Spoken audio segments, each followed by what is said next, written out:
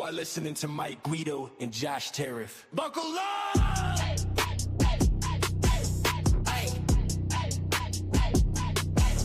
Buckle up! All righty, here we go. Sing it. Welcome in to Mike and Josh. Mike and Josh. Exclusively on the Grid Network. Right. Great to have you here. Let's run it back.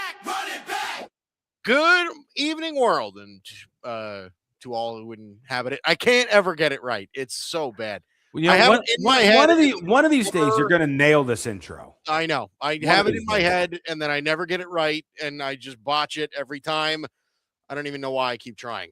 But it's okay because you got the nice, like fleece quarter zip on, along with a little button down shirt under it. You see that? I'm just looking like a bum. I'm the bum today. When is that ever not the case, Josh? Good evening. Welcome, Mike and Josh. That's Mike Guido. I'm Josh Tariff. Welcome in. It's great to have you here. Sponsored by Johnston and Murphy, by the way. Ooh. Fancy schmancy, right? Peyton Manning wears Johnston and Murphy. Well, then everyone else should. Big guys like us, we got to stick together with our Johnston and Murphy merch. Free plug, by the way. They didn't have to pay for that advertising. Oh, there you go. It's great to have you here on Mike and Josh. I'm Mike Guido. That is Josh Tariff. It is great to have you here. On this wonderful Thursday evening following Super Bowl Sunday. We will obviously cover that. That's obviously the big story of this week is the Seattle Seahawks, unbeknownst to everybody in the preseason, by the way, have won the Super Bowl, which is, I think, as crazy as you would have thought going into this year, right, with Sam Darnold in his first year as their quarterback.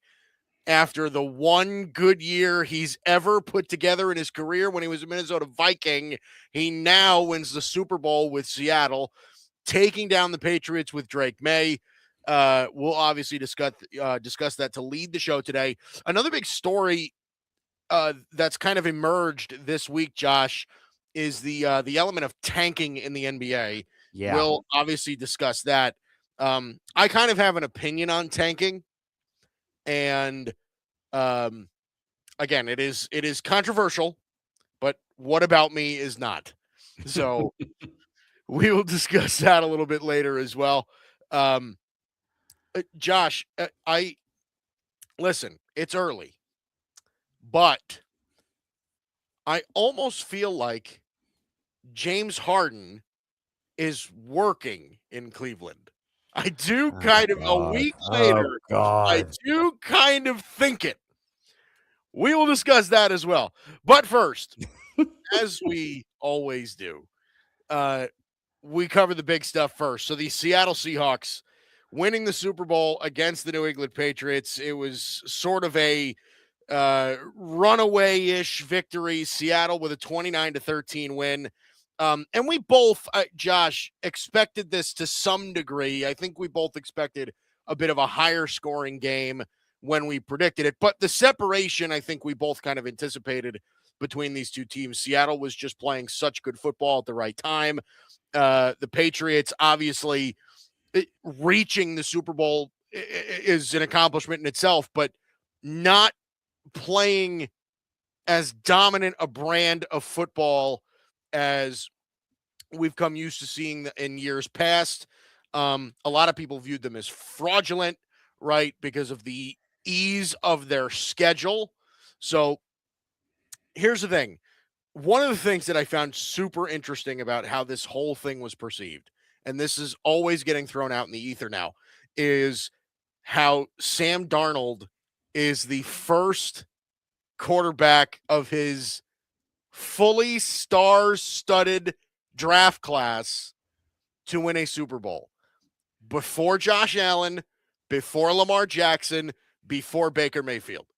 So that is something that I think deserves some discussion. So, Josh, let me throw this at you.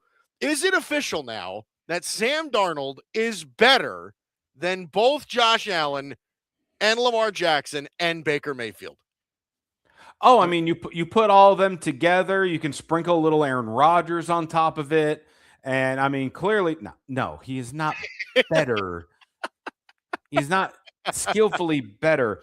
That said, he has shown possibly more resilience than them, because when you become the first quarterback to win the Super Bowl after playing for 5 different teams, and in this situation, 5 teams in 8 years, that's the definition of resiliency, if you ask me, because we know there have been many NFL players, many players in all sports that, maybe after they got drafted, some hype, it didn't pan out, then they got traded or released and kind of became a journeyman, and then eventually faded out because either A, nobody wanted them, or B, they just kind of gave up and were like, all right, I'm not going to achieve that. Darnold kept his poise, kept calm, and she's like, all right, this is the hand that's being dealt to me now, and I'm going to work with it. All right, I got drafted to the Jets. We know the history of how bad that went. Okay, well, now maybe something will happen in Carolina. Oh, now I got to back up Baker Mayfield for a little bit. Okay, now I'm going to San Francisco, where I'm backing up the literal Mr. Irrelevant. And so many people would have given up at that point. It was like, no, I'm still going to work. I'm still going to train. I know my opportunity is going to come. Then he shows up in Minnesota, has the great year, goes down a little bit towards the end of the season, to which then Minnesota's like, oh, no, you had a good year, but you know what? We don't want to pay you. We're going to go with this rookie who never played. And Seattle's like, no, let's take a chance. And he just needed that right opportunity, and he got it in Seattle. I know I've said on this show, I truly still feel that he should have got some MVP votes, should have been a finalist. I'm not saying he would have won the award. I mean, especially if Justin Herbert got a first place vote, how does Sam Darnold not get anything? So the fact that he mustered up all this in this combination of a brilliant young coach, really one of the best defenses that we may have ever seen on a Super Bowl winning team. Because you look at his stats, Sam Darnold didn't wow you in the Super Bowl. And it took some time. And it took time to kind of gain some traction. But he kept the poise and the resiliency, and his defense kept him in it. And then, of course, Kenneth Walker decided to turn into Emmitt Smith for a night. And they really leaned on Kenneth Walker. Yeah. They really, really leaned on Kenneth Walker. 5 yards a carry for him. He was 27 carries for 135 yards. Didn't score a touchdown, but by the way, I'm extremely disappointed in Jackson Smith and Jigba, because I actually decided to throw money on a parlay, and part of that parlay, the one time you make a bet, was for him to score 2 touchdowns, and after the first half, he had 1 catch for 4 yards. And I'm like, okay, hold on now. Hold on, no, time out a second. You, mister, for weeks on weeks on weeks saying, I don't bet. And then you decide to not just make a bet, but make an absurd bet on the one guy you know New England's very good defense is going to smother. Listen, good players find a way to overcome. You know what I mean? It's not like I was going to vote. It's not like I was going to roll out Rashid Shaheed. You know what I mean? Like, take my chances with. You should have. He got the same amount of yards. He did. He did. Yeah, right. On half the catches, he had the same amount of yards. The leading receiver of the Super Bowl was Mac Hollins. Let's just put it, call it like we see it. Well, listen, the Seahawks may have scored 29 points, but it was not an offensive performance from that. It wasn't. Right. Sam Darnold completed 50% of his throws, 19 of 38 for 202 and a touchdown. Okay, like that's mediocre. Like it really is not. It's a pretty pedestrian performance, but Seattle's defense completely controlled that game from top to bottom, just in every way. That's the way that they did. So there is that. Here's the other thing too. This also brings up a conversation that I think is not getting talked about a lot. Do you think today that the Vikings are regretting not bringing Sam Darnold back? Now, here's the thing. There was a conversation, obviously, last offseason whether or not the Vikings should have paid Sam Darnold to stay after the great season he had there, or were they going to further show their faith in J.J. McCarthy, who they spent a first-round pick on, and they decided to swing it with J.J. McCarthy. And at the time, I was thinking, you know what? I don't hate the decision. I never did. I still don't know that I hate the decision. But, Josh, do you think that the Vikings should feel a sense of regret for not bringing Sam Darnold back? Let me answer that question by asking you a question. Oh, yippee. It's a fairly easy question. Uh-huh. Didn't the Vikings just fire the general manager? They did. So wouldn't that answer the question?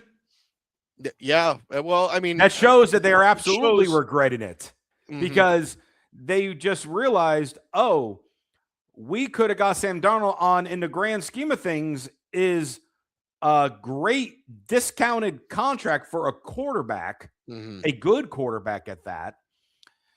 And with that, your team is still trying to scramble. Your team has now gotten another year older. And now your absolute star player, Justin Jefferson, is probably one more mediocre year away from the man of the trade. So they absolutely regret this completely, because just imagine a change of the landscape. Sam Darnold stays in Minnesota. Now, obviously, who knows how good or bad Minnesota would have done with that division, with how good as the Bears did and the Packers and the Lions and all that. The Lions came in last place this year. Right. The Lions. Right. So all different things could have adjusted with that. But then you look at Seattle. So Seattle would have probably jumped right in to who was that rookie that they drafted that they ended up obviously didn't use this year, but they drafted a quarterback. Oh my gosh. Was it not Fillmore? What was the guy's name? Oh my God. Why can't I remember now? I got to try to look it up now. I'm looking it up. Keep talking. So he could have very well been their starting quarterback from week one. Jalen Milroe. Yes. Jalen Milroe. So that could have been their starter, or they could have tried to keep Geno Smith. We saw what happened with him in the Raiders this year. Right. So Seattle would have been a completely different team, and more than likely not anywhere near the Super Bowl, maybe not even in the playoffs, as good as their defense was this year, because you're still dealing with the Rams and the Niners in that division. So this trade impacted Minnesota. It impacted their division. It obviously impacted Seattle, which then impacted the NFC West. And now with Darnold locked in, and Seattle with the 5th most cap space going into this offseason. Seattle is primed to be a top threat in the NFC for the next several years. And Minnesota is in a make or break season based on this one decision. Yeah. I mean, listen, there certainly is something to be said about that. I still think, and if I'm taking my own opinions into account about just like the pure outlook, I think, of these quarterbacks, I probably would have signed Sam Darnold. If I was in their front office, I probably would have done it. But that's also taking into account that I wouldn't have spent a first-round pick on J.J. McCarthy. I never thought at any point that J.J. McCarthy was a first-round pick quarterback. And there was obviously so much praise coming from guys like Jim Harbaugh, who coached him in college, about how his IQ is incredible. He's a mature quarterback. He's polished. He's somebody that knows the game so well. I just never saw it. right? Like I felt similarly like to JJ McCarthy the same way I did about Tyler Shuck when Tyler Shuck came out of college. Okay. I just never looked at them as like premier NFL talents. Backup quarterbacks, potentially. Somebody you take a flyer on in the third round. Okay. But I never viewed JJ McCarthy as a blue chip quarterback prospect. So in my eyes, as like an evaluator per se, I would have signed Sam Darnold. But I do understand why they decided to roll the dice with McCarthy. Because even the Vikings at that time had to think, okay, we like what Sam did here, but he has a 5-6 year track record of being less than mediocre. Mm-hmm.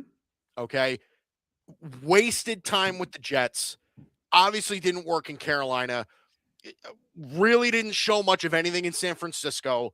Like, what do we have to work on here? Like, what do we have to work with? Yeah, we took a chance and it worked, but are we really prepared to pay this guy $30+ million a year for the next 3-4 seasons?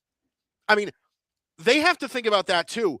If they do that and Sam Darnold reverts back to the player that he used to be, that you want to talk about franchise crippling, that sets them back for years and years and years.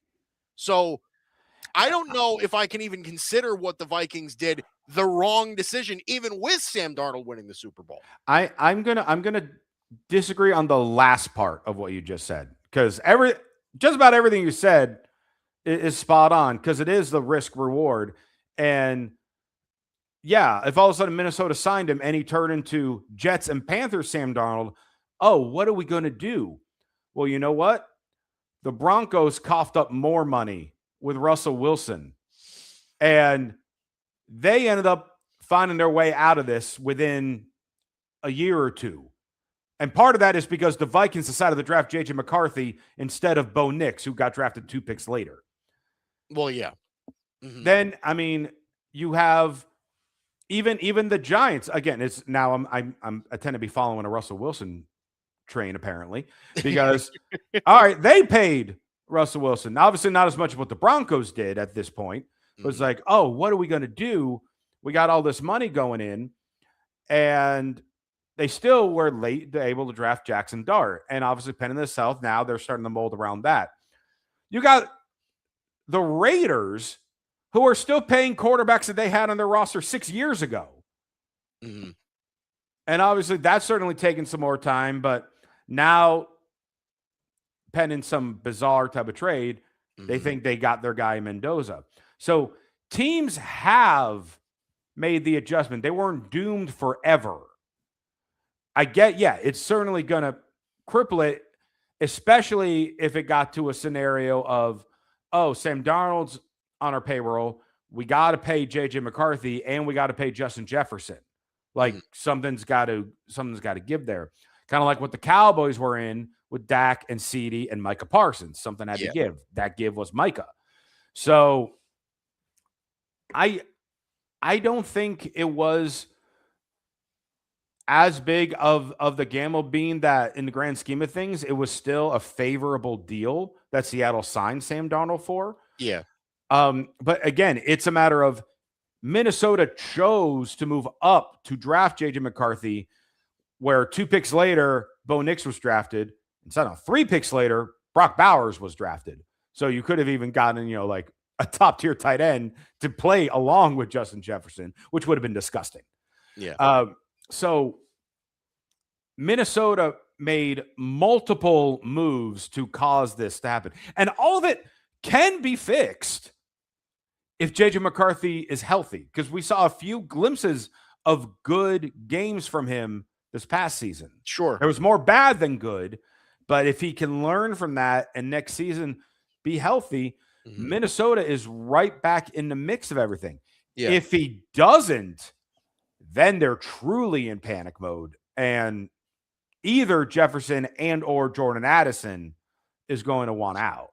I think there's a lot of pressure for change there too, like make it. And I don't want to say there's pressure for change right now, but let's just say another season goes by and it just simply isn't working with JJ McCarthy. Do the Vikings make the ill-advised decision of maybe moving on from Kevin O'Connell, right? Like, these are the kinds of things where, like, all right, you know, after a couple of years, like consecutive seasons without a playoff appearance, that's when you start. Maybe you don't act on it yet, but those are when those conversations kind of start, right? Of just a change in direction. Boy, if you thought we were going nuts about Kevin Stefanski getting the boots in the Browns, yeah, there's no shot. Kevin O'Connell is O'Connell's one of the best football coaches in the league. He's one of the five best coaches in the league. And that's a real conversation to have. Yeah, right. Like, he's a very, very good football coach, a very, very good hire. But anyway, bringing this back to Seattle a little bit. I mean, I don't really see any possible sign of regression for Seattle either. No. Heading into next season. Now, again, they play in a bloodbath of a division. Okay, Arizona next year, I'm sure, is still going to suck.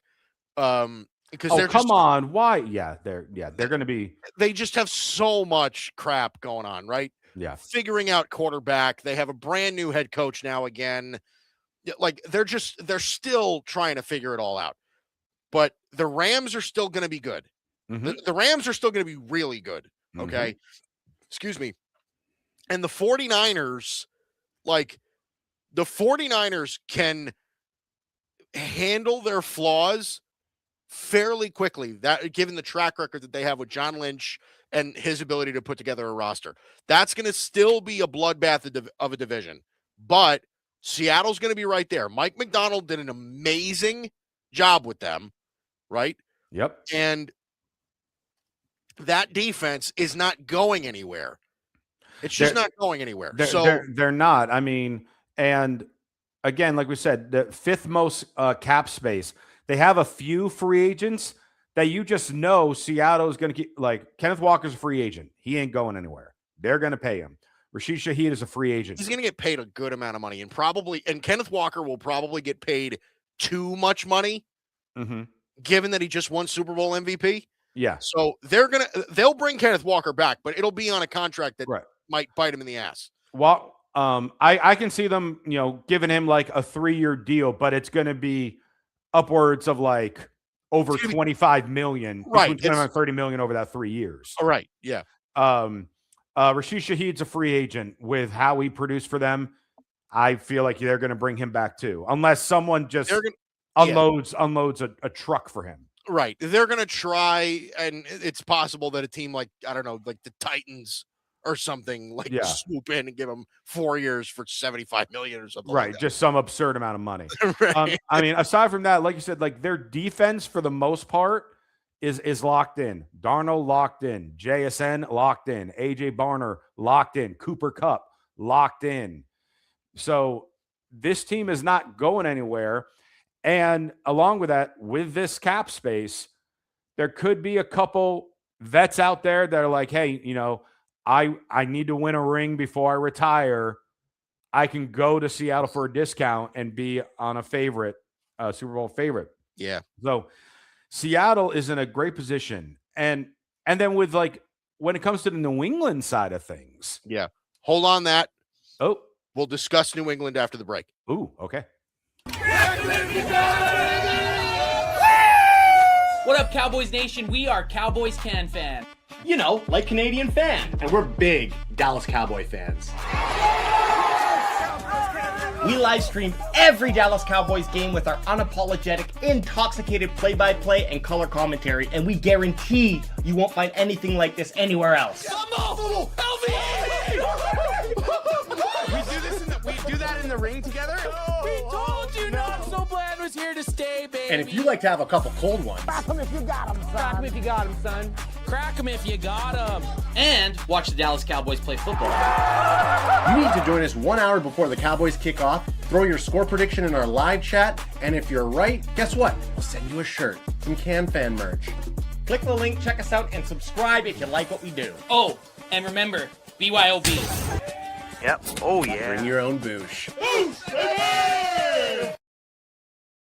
What's going on, everybody? My name is Bryson Carver, and I'm the host of the Carving It Up podcast right here on the Grid Network, as well as my own personal YouTube channel, Carving It Up with Bryson Carver. On my show, talk about a number of the biggest topics in the world of sports, as well as culture and entertainment, and I include special segments such as Bryson's Best 10, The Ball View, and one of my favorites, Carving Up the Context. I also like to invite special guests on the show to get different insights and perspectives on topics, and most importantly, I love to hear from you, the audience, in the chat below. So check out Carving It Up 3 days a week, Monday, Wednesday, Friday at 6 p.m. Eastern, 3 p.m. Pacific time on YouTube, Facebook, X, and on Instagram. Check the show out anywhere you get your podcasts as well as on the YouTube channel. Appreciate you guys.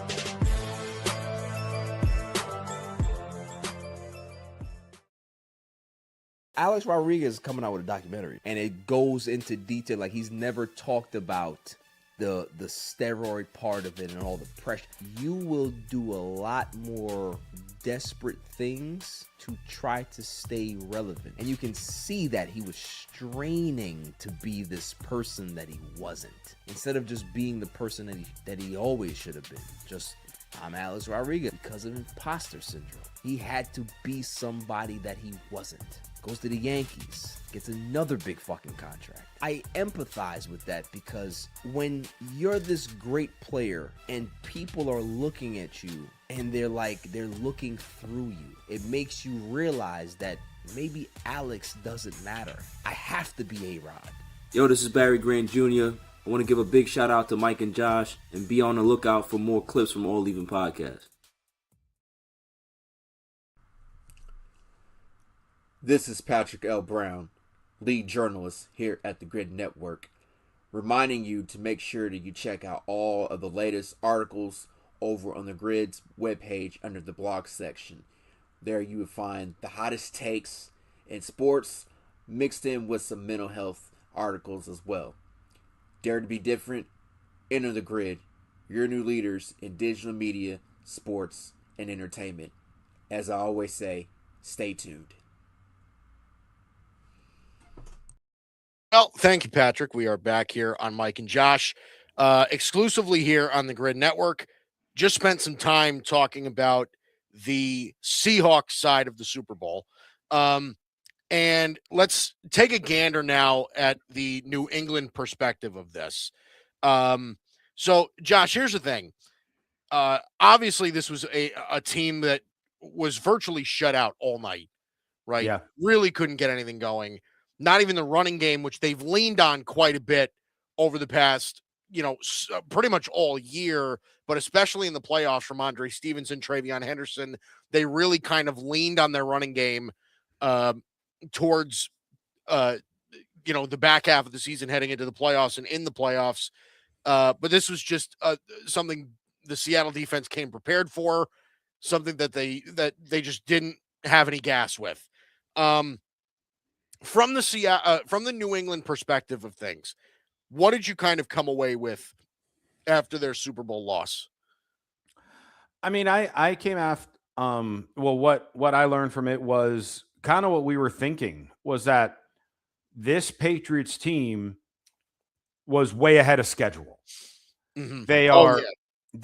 They have done an incredible job, and Mike Vrabel very deserving of Coach of the Year for what he did, turning this 4-win team into a team that was really 4 quarters away from winning the Super Bowl. So they are going, like, as shocking as it might sound to some people, I think they're going to be okay. Because it's not over. You don't have to burn it down. We don't have to rebuild. Now, are they going to go 14-3 next season? No. Their schedule is certainly going to be more difficult. Are they still going to be a 10, maybe 11-win team? I think so. Mm-hmm. I think they'll still be in the mix for the division. Definitely still a playoff caliber team. Drake May, now with this type of playoff experience, gets some more confidence and knowledge under his belt. And you got to remember, they pulled this off where in the offseason, they drastically improved their defense, and it showed. Yeah. They did an excellent job. As we mentioned a few minutes ago, their best offensive player at the Super Bowl was Mac Hollins. Right. So if they start doing some improvements with that side of the ball, question, what are we doing with Stephon Diggs? What are we doing with Ramondre Stevenson?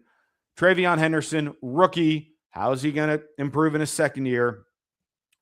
Hunter Henry, where the hell was he during the Super Bowl? Because he was Drake May's favorite target all season. 3 catches for 31 yards for him. Right.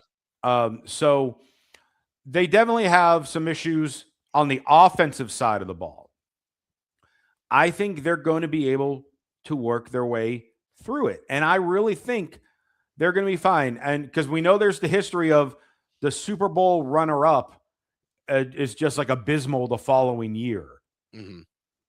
I don't think that is going to be the case with the Patriots. Look, you look at the division. We already know the Dolphins are not going anywhere. We already know the Jets are not going anywhere.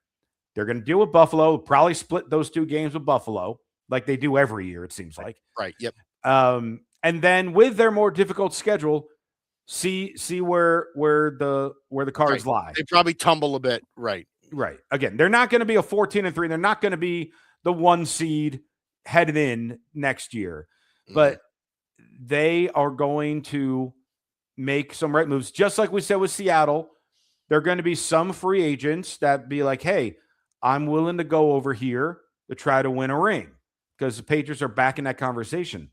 Their free agents, they really have very few free agents, and not anyone, honestly, off the top of my head, that really stands out.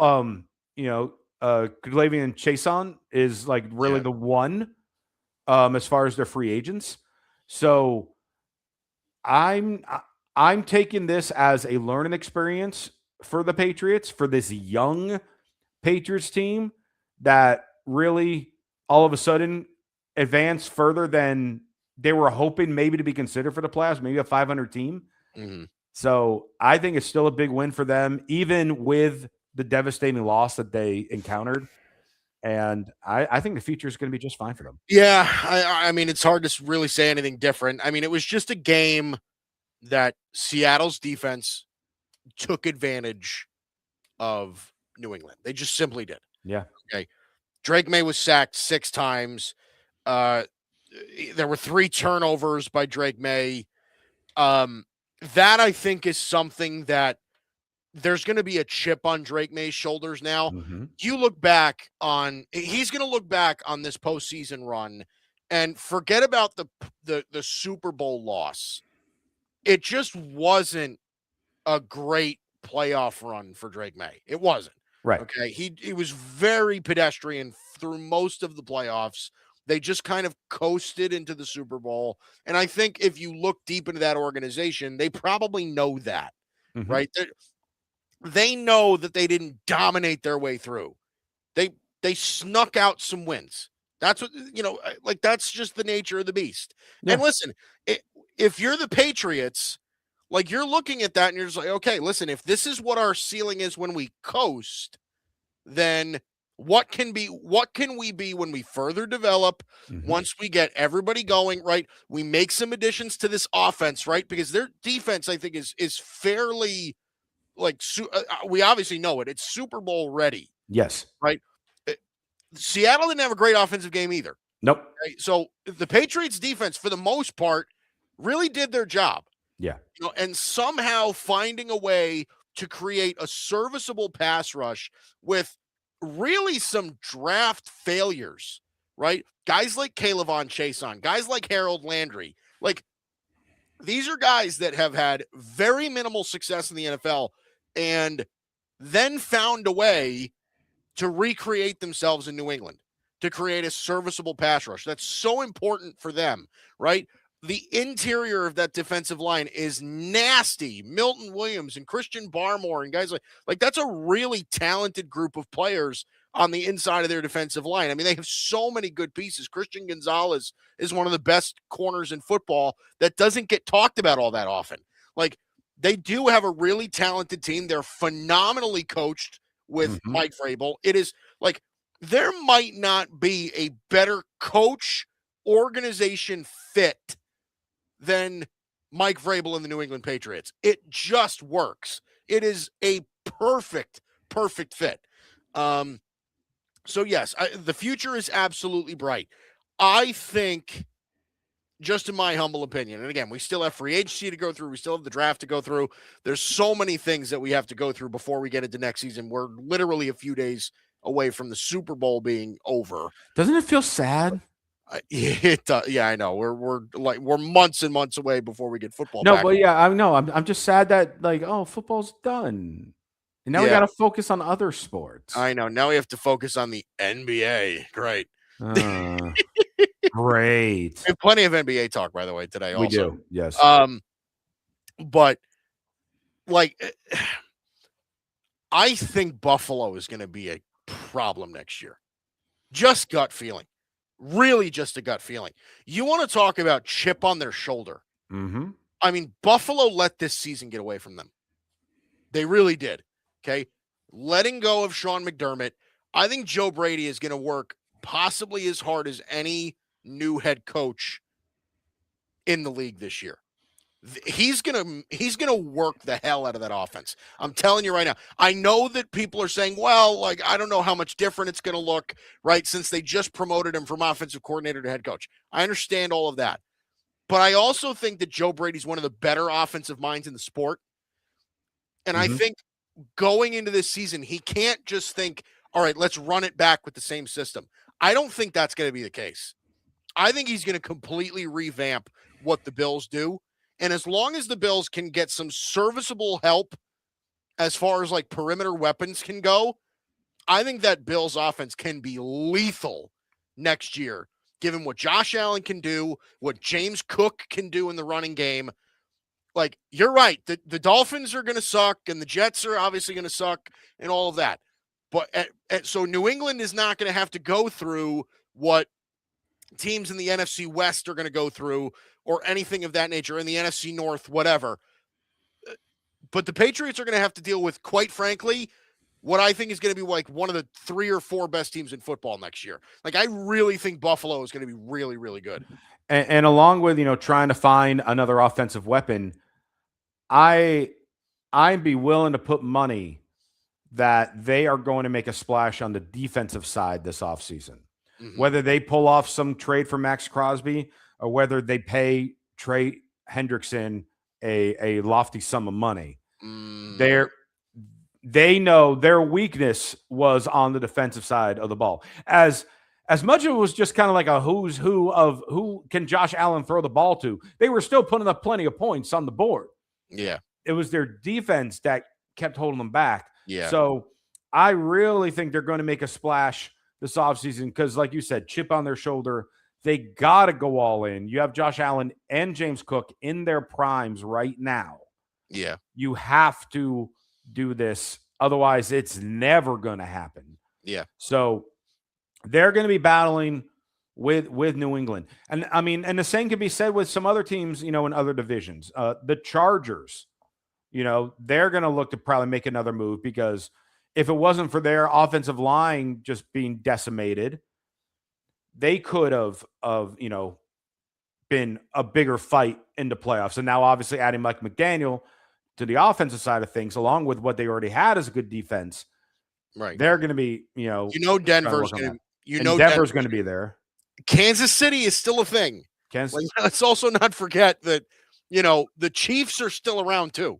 And then there are those pesky AFC South, Houston Texans, Jacksonville Jaguars. Yeah, right.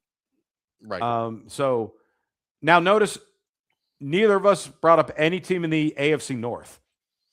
Yeah, right. Well, I mean, listen, I think it's so hard for me to, first of all, it's hard for me to imagine that the Browns are any good next year. Mm-hmm. Right. It's also kind of hard for me to imagine that the Pittsburgh Steelers are really going to be much of anything next year too. Mike McCarthy is their head coach, and I actually think there's possibility that Mike McCarthy does well in Pittsburgh. That's been well documented by me, but I still don't know who their quarterback is. And if it is Aaron Rodgers, I mean, you're running it back with a 42-year-old Aaron Rodgers at that point. How much better can that be? That division is going to be Baltimore and Cincinnati if Joe Burrow's healthy. Like that's what that's going to look like. By the way, in case you're wondering, the top free agent quarterbacks, if I'm looking besides Aaron Rodgers, and also Daniel Jones, because who knows when he'll be back next season due to his Achilles tear. And I don't think the Colts have much of a plan of bringing him back either. No, and why would you if he's going to miss at minimum half the season? Right. You're arguably your next best free agents are Malik Willis or Mitchell Trubisky. Like that's probably your next bet, and Joe Flacco is still available again. Mac Jones? Mac Jones is not a free agent. Mac Jones isn't a free agent? Oh, he's still under contract? He's still under contract. Okay. So though at least he's not an unrestricted free agent. So it's not like there's a very deep market that's already in NFL, and we already know this draft class is not deep in the quarterback position either. It isn't. Right. So it's going to be slim picking. You're either going to try to make a trade for somebody, try to give probably overpay for Malik Willis and see what happens. I love Malik Willis. Listen, Joe Flacco will be a starting quarterback somewhere next year, right? Or you could do the unthinkable and have Joe Flacco officially be the starter for every team in that one division. There you go. Yeah. And at that point, I'd need to make sure that every team in the AFC North retires his jersey when he's finally done. That is, yeah. That would be something. That would be something. He becomes the Edwin Jackson or the Steve Pierce of the NFL, where you just play for every team. Yes. At some point. Listen, Joe Flacco would then become the 40-something-year-old version of Tyrod Taylor, maybe even more traveled than Tyrod Taylor. Maybe. I mean, they'd be neck and neck. I mean, I don't think he's quite up to Josh Johnson level. Oh, that's an even better one. Yeah. But right. But he'd be getting closer. Yeah. All right. Coming up next, let's discuss. I gotta get this out. It's only been a few games, but boy, do I like what I see from James Harden with the Cleveland Cavaliers. Oh, we'll touch on that next. Cowboys Nation, what up? It's your boy EJ Savage over here at Boys in the Zone, where it's everything Cowboys related, from the latest news, off-season talk like training camp and draft analysis, and of course, during season game breakdowns and commentary.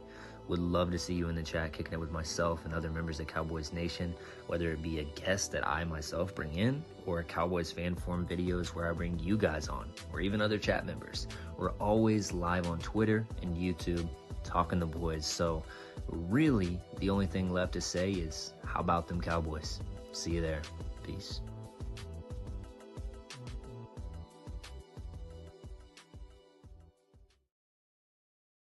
Hey, what's going on? My name is Tim Barnett, and welcome into the Boston Sports Summit.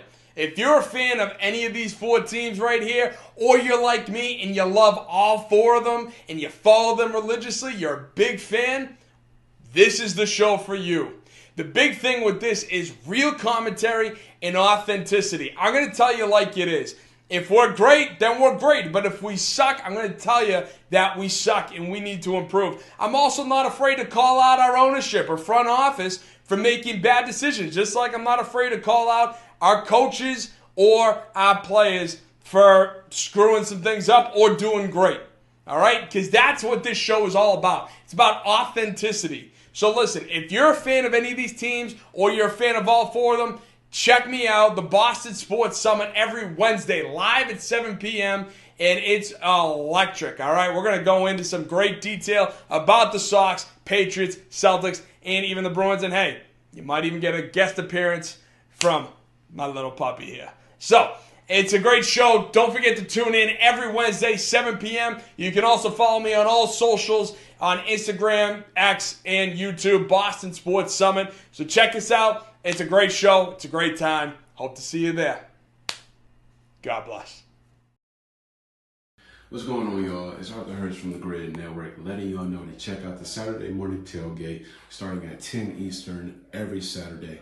Check us out on YouTube, X, Instagram, wherever you get your podcasts. Tune in for some humor, some great analytics between me, my boy Bryson, and Tim. Again, Saturday morning tailgate every Saturday at 10 Eastern on the Grid Network. See y'all there.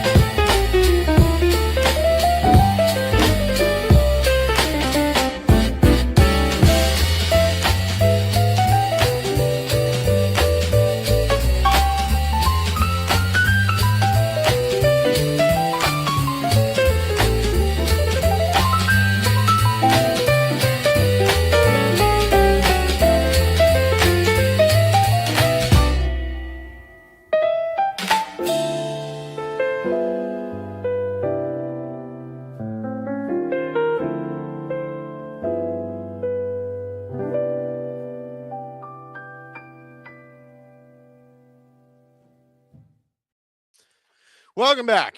Here we are, Mike and Josh. Hello, sir. Hey, before we get into your praising James Harden moments here, I just wanted to read up. There was a recent tweet from Adam Schefter because we were just talking about how limited the quarterback class is going to be heading into 2026 for some teams, and he mentioned that Ole Miss quarterback Trinidad. I can never pronounce his last name. Is it Chambliss? Chambliss, thank you. Has been granted a 6th season of eligibility by a state court judge in Mississippi. Chambliss received an injunction today, which paves the way for him to play in 2026 after the NCAA ruled he was eligible. The NCAA can appeal if they choose. Well, there we go. I mean, listen, I think,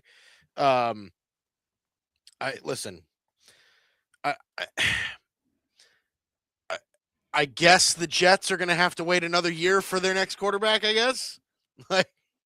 I mean, it might turn into a bidding war for Malik Willis between the Jets and the Steelers. It might be. It might be. There's a lot of teams that have question marks at quarterback next year. Like a lot. And this is not a great year to have, to not have an answer. Yeah. So, okay. Let's go into this. So, boy, James Harden is James Harden is impressing me. And here's the thing. I'm not going to overreact. I'm not going to say, wow, Cleveland are geniuses for making this trade happen. That's not what I'm going to say. Okay. But what I will say is that I may have underestimated what this move could have done. Okay. So far, what I've seen from James Harden in the 3 games that he's been in Cleveland. Okay. So far, by the way, James, small sample size. Okay. So far, James Harden in roughly 32 minutes a game, he's averaging just over 19 points, just under 9 assists. He's shooting 45.5% from the field, 42% from 3, and he's averaging a career low in shots taken per game since 2011. listen, if James Harden is going to be this player for the Cavs, this is going to work. This is going to work. Okay. I understand the pause. I really do. And I get it.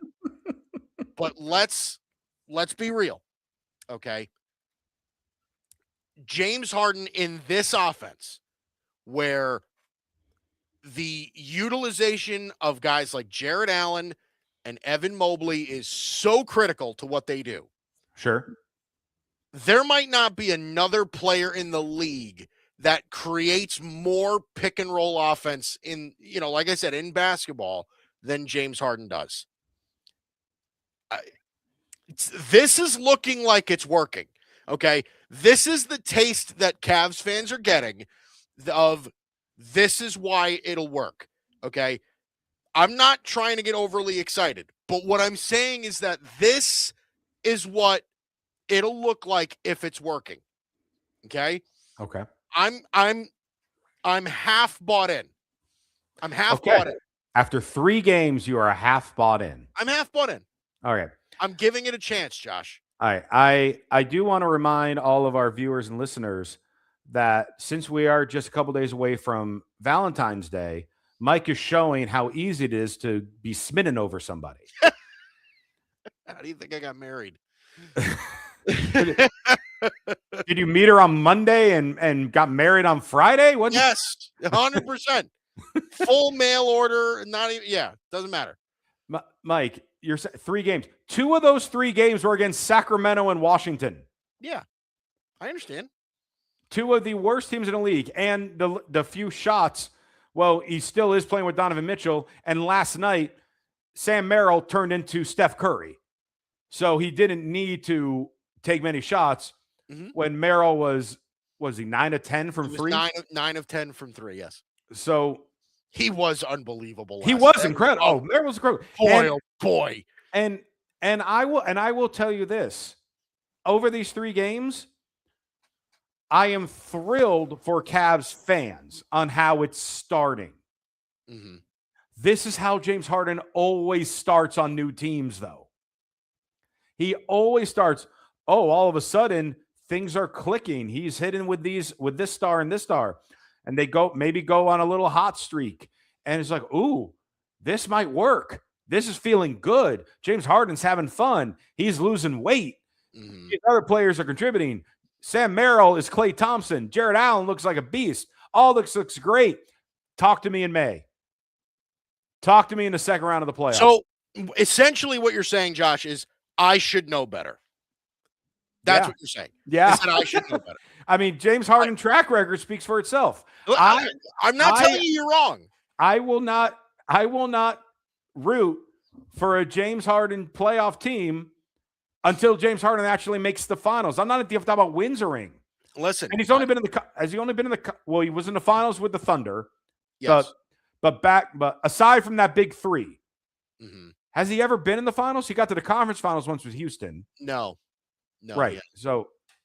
So I cannot take James Harden seriously in the playoffs yet. I get it. If Donovan Mitchell can put him in his place and make him realize he's at best the number 2 option, more than likely the number 3 option for them in the playoffs, then maybe you got something. Here's the thing. We haven't seen other teams do that with him, so why would Cleveland be the first? So, okay.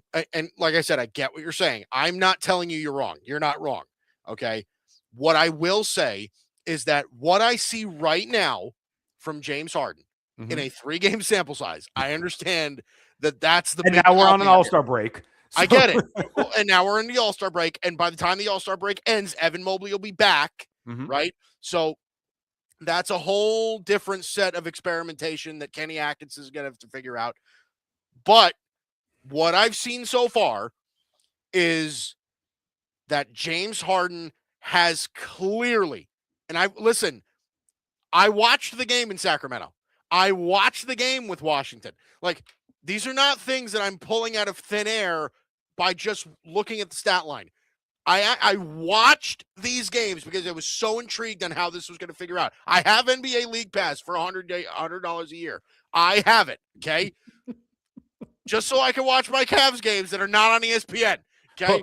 But you also have ESPN, and you also have Prime, and you also have Peacock, and you also have whatever other streaming services NBA is on, because everything's all divided up. You need League Pass in order to access the games on Amazon, so you have to have it. Okay. Anyway, excuse me.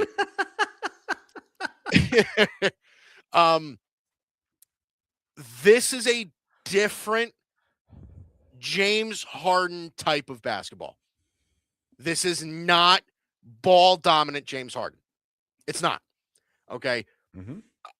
And I'm not too stupid to realize that ball dominant James Harden was seen as early as a few weeks ago when he was still in Los Angeles. I understand all of that. But since he's been in Cleveland, Donovan Mitchell is clearly the guy he defers to. Clearly. Not even a discussion. Until he learns the playbook. Until James Harden learns the playbook? Mm-hmm. I disagree with you. James Harden will figure this out. Okay. I hope you're right. And I hope for the legacy of James Harden that you're right. Because and listen, Josh, we had this conversation last week. Mm-hmm. Okay. There is a world that we live in, and you and I agreed on this. Mm-hmm. There is a world that we live in that James Harden is exactly the kind of player the Cavs need, right? Mm-hmm. Because everything that the Cavs need, that true point guard, the guy that works the pick and roll so flawlessly, right? Somebody else on this team that can flawlessly and effortlessly create and draw fouls, like outside of Donovan Mitchell, that extra piece, everything that James Harden gives you, all of that, even at 36 years old. Okay. It's if he goes beyond that. It's if he tries to become more than what he is. Right. And that's still a possibility down the line too. I'm not going to be the one to say, like, okay, this is a completely different James Harden and it will be forever. I'm not that naive. But as of right now, the first 3 games that we've seen with James Harden in Cleveland, this is what it looks like if it works. Okay. That's the James Harden you need. Okay. 20 points a game, 9 assists. I mean, listen, last night when they played the Wizards at home, and I get it, it's against the Wizards, and they didn't need a whole ton of effort to win that basketball game. Okay. James Harden, heading into the fourth quarter of that game, took 3 shots the whole game. He took 3 shots. Like that's not James Harden basketball. That's a different version of James Harden. When was the last time you heard of something like that coming from that player? It doesn't exist in his career. Mm-hmm. If that's I totally agree with you on that. Absolutely. If that's sustainable, this experiment in Cleveland is going to work. It's going to work. By the way, the Cavs, this is even before James Harden got here, okay? The Cavs have won 10 of their last 11. They are the hottest team in basketball outside of maybe the Charlotte Hornets. They're coming. The Cavs are coming. So I'm ready for it. And like I said, there are only 3 teams in the East I believe in, Josh. The Cavs, the Pistons, and the Knicks. Those are the only 3 teams I believe in going into the playoffs. Well, and by the way, just so obviously now we're on the All-Star break. Coming out of the All-Star break, their next 6 opponents, home against Brooklyn, at Charlotte, at OKC, home against New York, at Milwaukee, at Detroit. So 4 of their next 6 are definitely tougher games. So if they go 5-1 in this stretch, then you got a large enough sample size of 9-ish games. Then maybe start getting on that bandwagon a little more. Totally. I get it. Yeah. I get it. Listen, we'll see what happens. I am excited to see what happens next. I really am. I'm really excited to see how this all plays out. But so far, Josh, even you have to admit, so far it looks pretty good. I think it looks better with Vucevic in Boston than Harden in Cleveland. Yeah, do you?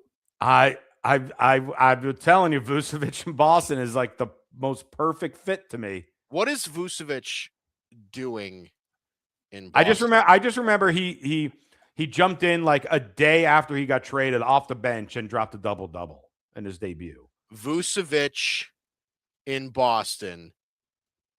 He has not started. No, because he's learning the playbook. Yeah. And if they're doing so well with the starting lineup they already had, you could have a guy like him come off the bench and give 25-plus minutes if they wanted. Yeah. So he's got no starts in 3 games, 26 minutes a game. He's averaging about 13.5 points and 9.5 rebounds. There you go. He's been very good. He's been very good for them off the bench. Yeah. Listen, I never said that was a bad move. I didn't say you said it was a bad move. Yeah. I personally think that was maybe the best trade as far as for a contender during the trade deadline. Yeah. Nikola Vucevic. And don't even get me started on how annoyed I am about Cam Thomas lighting up my Orlando Magic without knowing the Bucks playbook. He just goes in there and just shoots the daylights out of everything. Yeah. I mean, you had to figure he was going to, ignite a spark for some team. How did Brooklyn get nothing for him? Yeah, I don't understand. Why did Brooklyn move off him? Right. That's something I don't understand. I understand he's not the best defensive player, but God, when that dude is hitting, he ain't missing. He's J.R. Smith. Like that dude, it just gets so microwave hot. You know what I mean? I don't know. That is the type of player where if his consistency improves, that's the player that could convince Giannis to stay put. Yeah. Yeah. Which will upset so many teams. Imagine if the Nets just involuntarily gave the Bucks the player they needed for Giannis to stay. Nothing. For literally nothing. Jack diddly nothing. That is so funny. Yeah. Oh my gosh. Could you imagine? Okay. I'm done talking about James Harden. Oh, okay. Listen, you feel better? You feel a little better now that you got it out? Fun watch. And when Mobley's healthy, it's gonna be an even more fun watch. I mean, there's no denying Cleveland's got a squad. I mean, they had an incredible squad last year. And again, the question is just going to be once they're obviously going to be a top team in the East heading to the playoffs, but then what are we going to get the James Harden playoff guy that we've grown accustomed to, or will he understand his role on this team? Listen, if he understands his role, it'll work. Mm-hmm. Donovan Mitchell's one of the best closers in the NBA. Absolutely. So if there's real deferral to Donovan Mitchell, the Cavs are going to win playoff games. They're going to win playoff games because they're going to shut teams out defensively. When Mobley comes back and Mobley and Allen are both healthy, the paint will be off limits. I'm excited. I'm ready to see it. Okay. Hour 2, we talk tanking next. What up, Cowboys Nation? We are Cowboys Can Fan. You know, like Canadian fan. And we're big Dallas Cowboy fans. We live stream every Dallas Cowboys game with our unapologetic, intoxicated play-by-play and color commentary, and we guarantee you won't find anything like this anywhere else. We do that in the ring together? We told you not so bland was here to stay, baby. And if you like to have a couple cold ones, Crack 'em if you got 'em, son. Crack 'em if you got 'em, son. Crack 'em if you got 'em. And watch the Dallas Cowboys play football. you need to join us 1 hour before the Cowboys kick off, throw your score prediction in our live chat, and if you're right, guess what? We'll send you a shirt, some Can Fan merch. Click the link, check us out, and subscribe if you like what we do. Oh, and remember, BYOB. Yep. Oh, yeah. Bring your own boosh. What's going on, everybody? My name is Bryson Carver, and I'm the host of the Carving It Up podcast right here on the Grid Network, as well as my own personal YouTube channel, Carving It Up with Bryson Carver. On my show, talk about a number of the biggest topics in the world of sports, as well as culture and entertainment, and I include special segments such as Bryson's Best 10, The Vol View, and one of my favorites, Carving Up the Context. I also like to invite special guests on the show to get different insights and perspectives on topics, and most importantly, I love to hear from you, the audience, in the chat below. So check out Carving It Up 3 days a week, Monday, Wednesday, Friday at 6 p.m. Eastern, 3 p.m. Pacific time on YouTube, Facebook, X, and on Instagram. Check the show out anywhere you get your podcasts as well as on the YouTube channel. Appreciate you guys.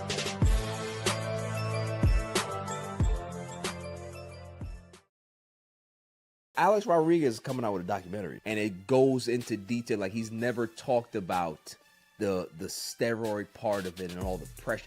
You will do a lot more desperate things to try to stay relevant, and you can see that he was straining to be this person that he wasn't, instead of just being the person that he always should have been. Just, I'm Alex Rodriguez, because of imposter syndrome. He had to be somebody that he wasn't. Goes to the Yankees, gets another big fucking contract. I empathize with that, because when you're this great player and people are looking at you and they're looking through you, it makes you realize that maybe Alex doesn't matter. I have to be A-Rod.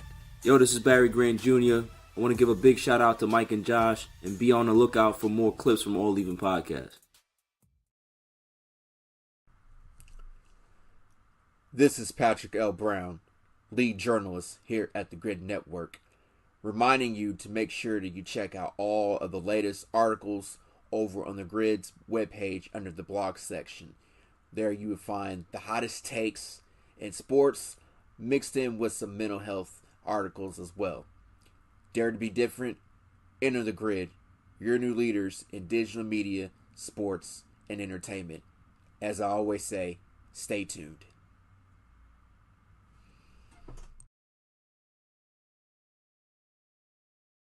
You are listening to Mike Guido and Josh Tariff. Buckle up!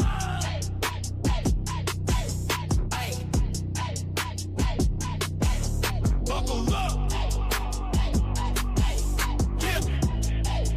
Okay, here we are. Mike and Josh. Who? Mike and Josh.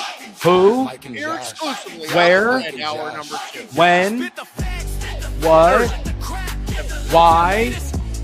How?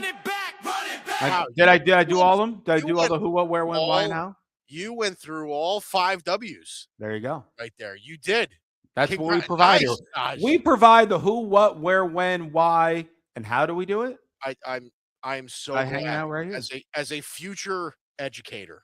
Yes. I'm so glad that the second grade system didn't fail you. Really, really glad. I mean, it did a little bit, because second grade, that's when I learned cursive.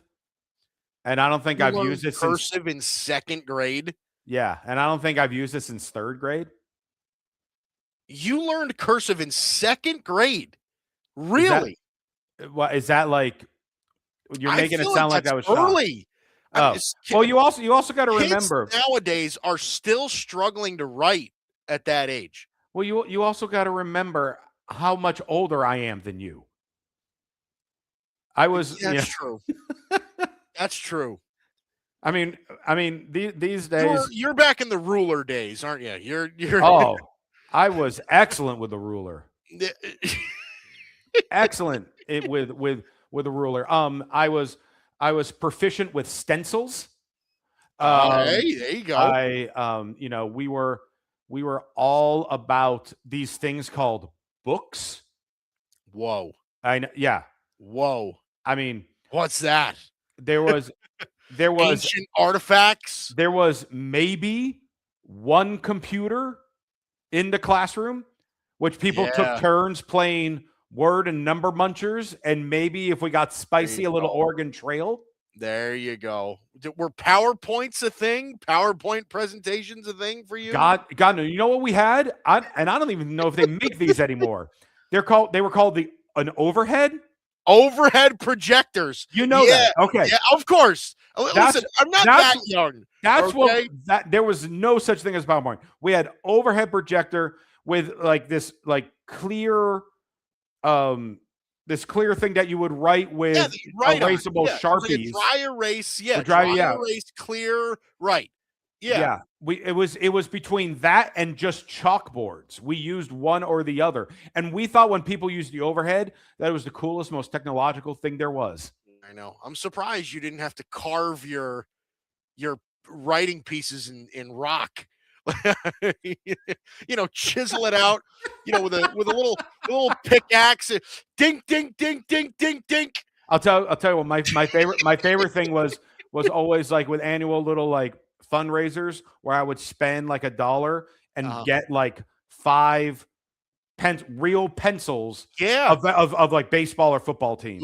The Scholastic Book Fair was quite the spectacle. By the way, Carving It Up podcast, their good friend Bryson Carver say, Mike, I learned cursive in 1st grade. Were you in the gifted class, Bryson? Jeez. I mean that's impressive considering Bryson's currently in 4th grade.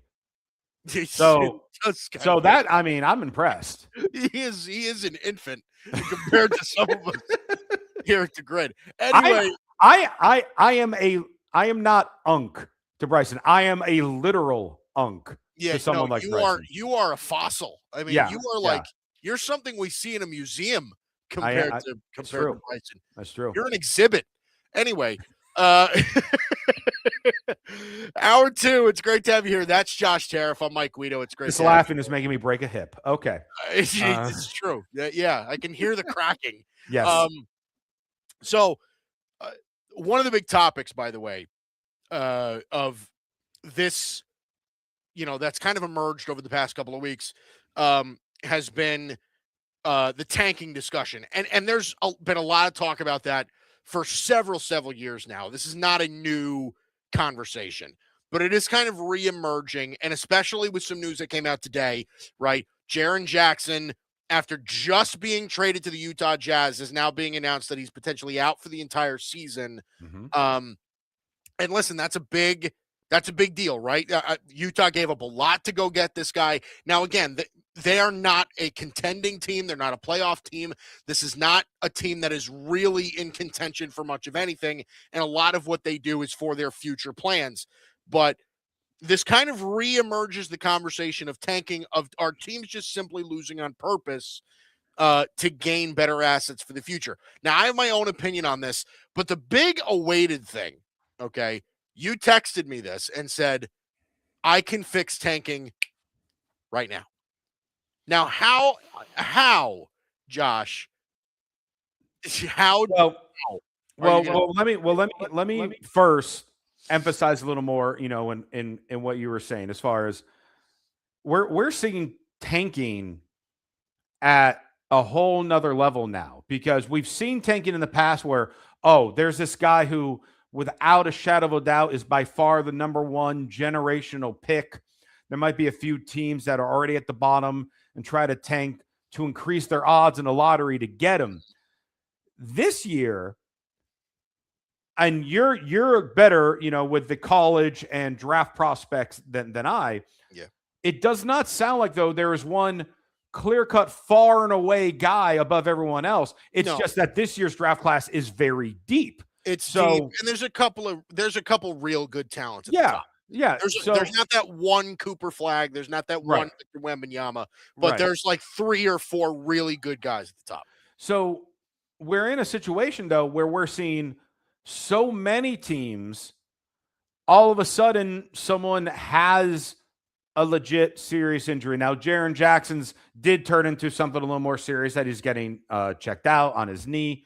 But like Zubac in Indiana, he played great in LA, now is suddenly resting. Jordan Poole has been resting for a number of games for New Orleans. Sacramento is not playing Sabonis.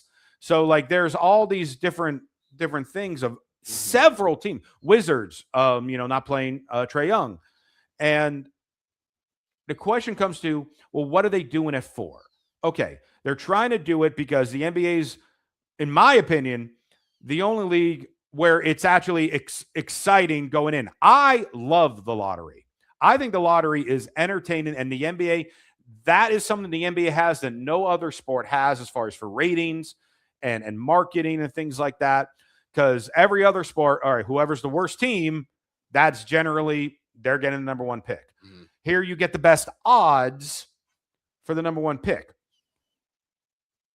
Why does it have to be the worst, absolute worst team gets the best odds? Because the worst team is one of three things.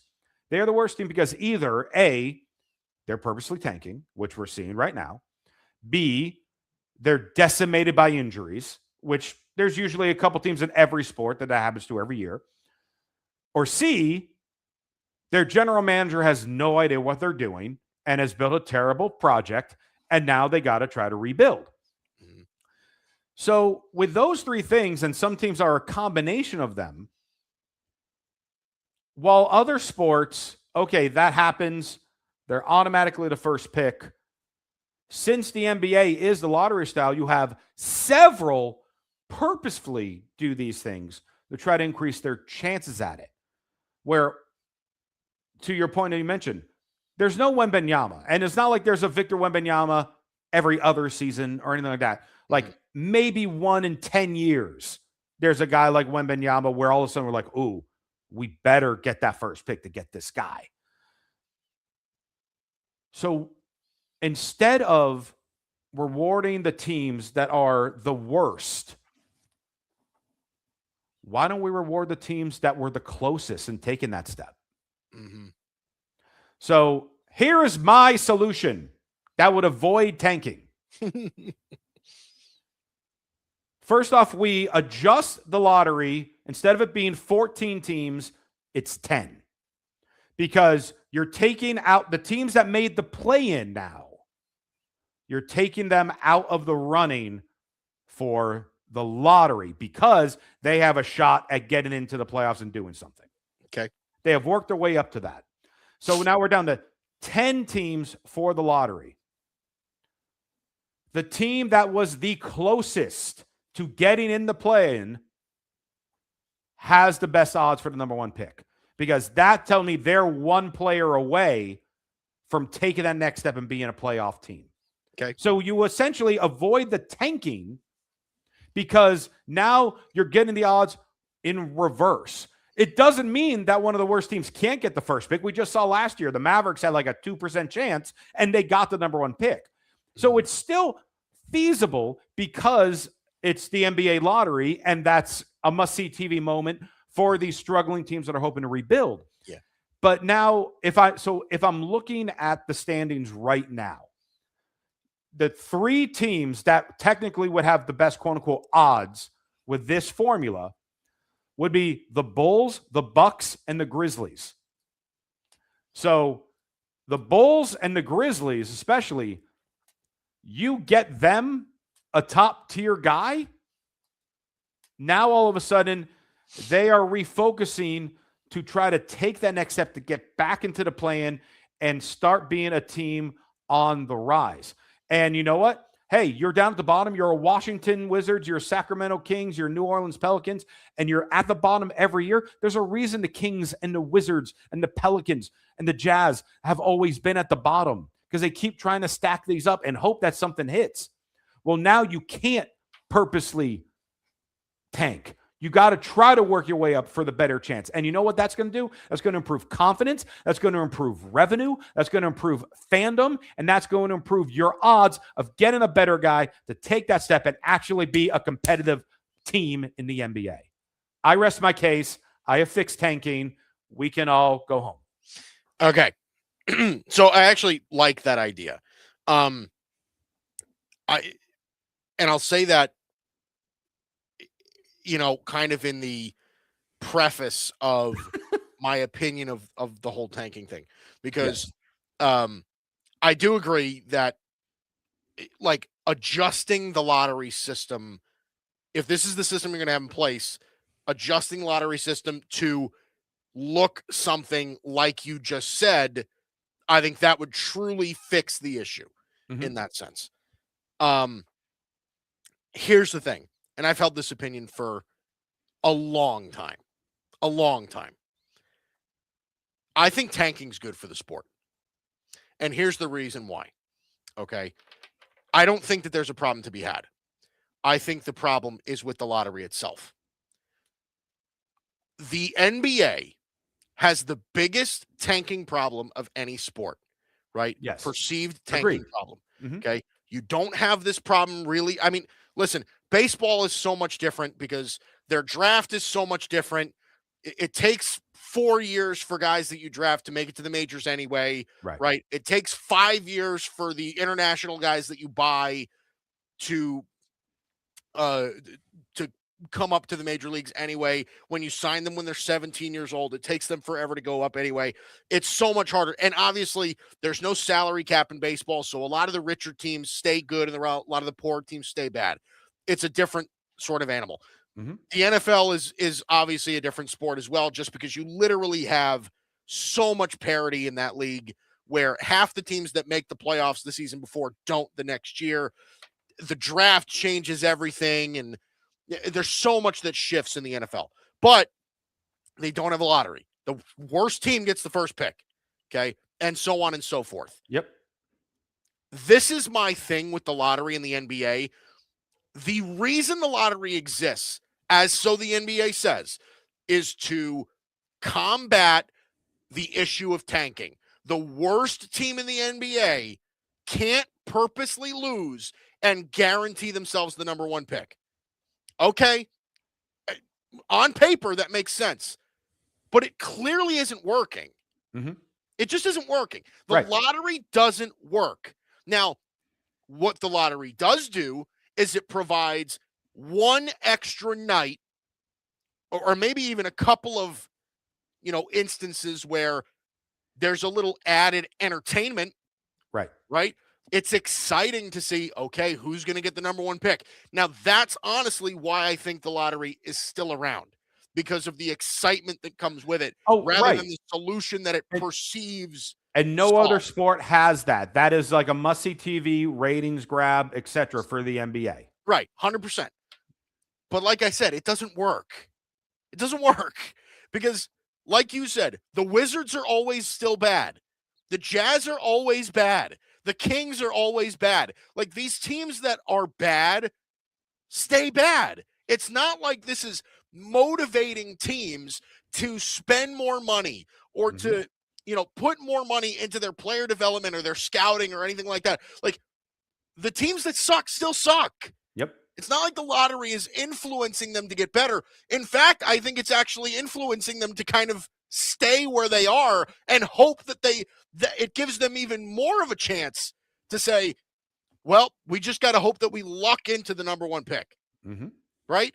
I honestly think that if the NBA were to completely get rid of the lottery, completely get rid of it, use the system that the NBA uses or that the NFL uses, teams will get better on accident. The Wizards will get better on accident. The Jazz will get better on accident because they don't have to fall from the number 2 pick to the number 8 pick, right? Like, the difference in talent, the difference in, like, for sure NBA translation is so much different from pick 2 to pick 8. It's just a different ball game, right? So often, it's not like we're in the NFL draft. Virtually every team's first round pick is potential to make a Pro Bowl. That's not how it is in the NBA. You could be out of first round caliber players by pick 9.